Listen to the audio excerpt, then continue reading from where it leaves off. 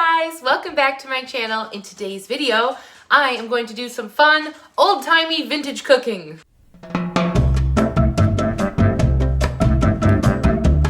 Alright, if you're new here, hello, I'm Claire. Welcome to my channel. Come on in, make yourselves comfortable, and let's cook some weird old food. Now, if you're not new here, thanks so much for coming back. You might already know that I have this incredible cookbook from my grandmother. She, of course, is no longer with us, but this is from 1949. It is the Better Homes and Gardens cookbook, and it includes all sorts of fun recipes that she added over the years from her Better Homes and Gardens magazines. And I've done actually 2 other recipes out of this book. The first was like a fun casserole that was delicious but a little weird, and also some really fun little cookies. I will leave those down below, but I promised you guys that if we were gonna cook through this cookbook that we were gonna make something weird. And now we're gonna make something that's weird and what I think is going to be gross. This recipe has everything: bananas, cheese, mustard, even ham. I stumbled on this and I could not make it. Because come on, 1940s and 50s food is weird. And I just had to make something gross to see. Maybe it won't be gross, I don't know. So you'll see at the bottom here, these next few pages are from the October of 1949 issue of Better Homes and Gardens. And you guys, ham banana bake. I have to do this. This was submitted by Mrs. James P. Kelly of Detroit, Michigan. All right, so here are our ingredients: mustard, ham, bananas, butter, American cheese, all-purpose flour, and milk. Step 1, grease a pan. Now we have our bananas. We're going to need 6 of them peeled. These bananas are like gigantic. Ah, that one broke. It's okay. It's okay. No. All right, our bananas are peeled. Now comes the ham. So the recipe called for 6 slices of thinly sliced boiled ham. However, I just got some like deli style ham. I wasn't gonna like boil a whole ham and slice it thin when in the year 2021 we can just buy it that way. So I went ahead and cut some corners. I don't think it will be affecting the flavor all that much. I don't know. So you take the ham and then you take the mustard. And it says you only need a teaspoon of mustard. So I don't know how we're supposed to like distribute a teaspoon over 6 of these. Oh God, this already looks bad. Wrap a slice around each banana. Okay, yep, we are really doing this. Oh. No, that can't be real. Mrs. James P. Kelly, what in God's name were you thinking with this? Like, this is 1949. We are not rationing food for the war. Why? Just why? Why? All right, we'll do our little funky one now. See, we'll just give it a little ham band-aid. Maybe it meant 1 teaspoon per banana, but like that's not what it says, so I don't know. Seems like not a lot of mustard to spread between so many delicious ham bananas. There we go. All right, it's time to make the delicious sauce to accompany our ham bananas. And we're starting with a roux, 2 tablespoons of butter, and 2 tablespoons of flour. We're just gonna melt our butter right in this little saucepan. Now we're gonna add our flour in there.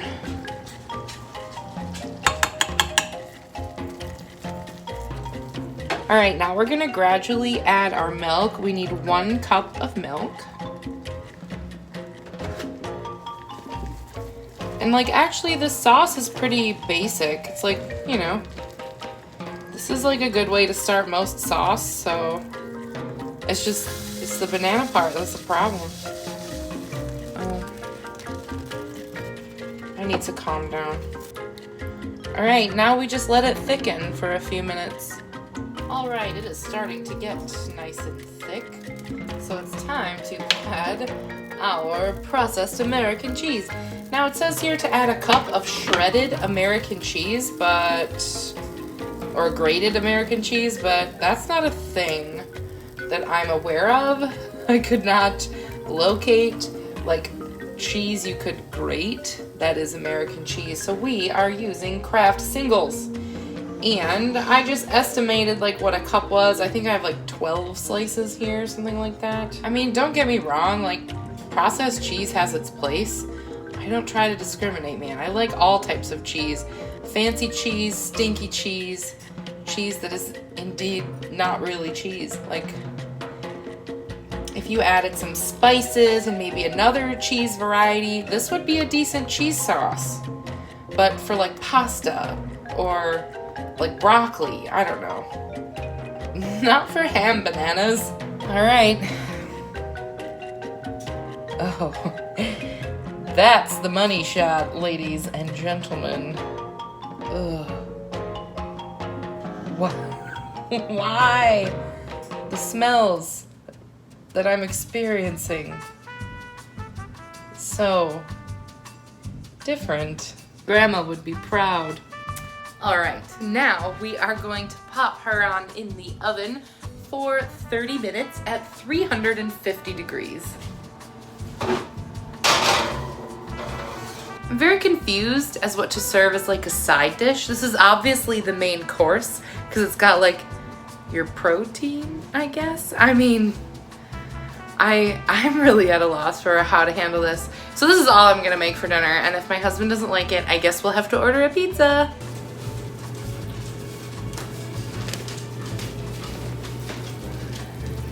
Here you go, honey. What is that? Is there cheese on there? Yeah. What? It's a delicious cheese sauce. It's ham banana cheese. It's horrifying. Big.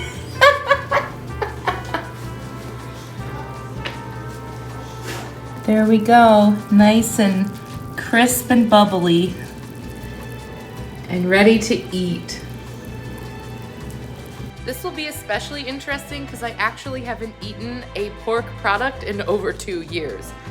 But I really want to give this a fair shot and see if it's any good. So I am gonna try it today. Oh, sharts. It's. I think it's okay. No, I don't need more cheese sauce.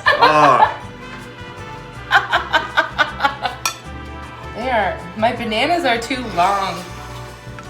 Yeah, that's the problem with this. The bananas are too long. So tell me about your day, honey. It was fine until now. I'm gonna go right for the meaty part. I wanna get all the layers.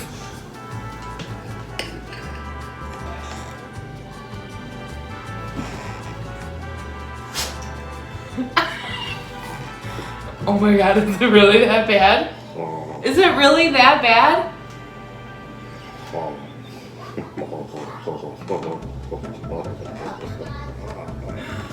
Okay.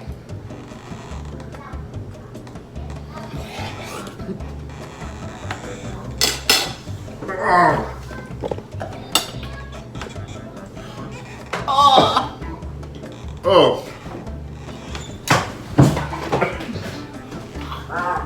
Could you imagine coming home from a long day of work in 1949 and your beautiful, lovely wife presented you with this?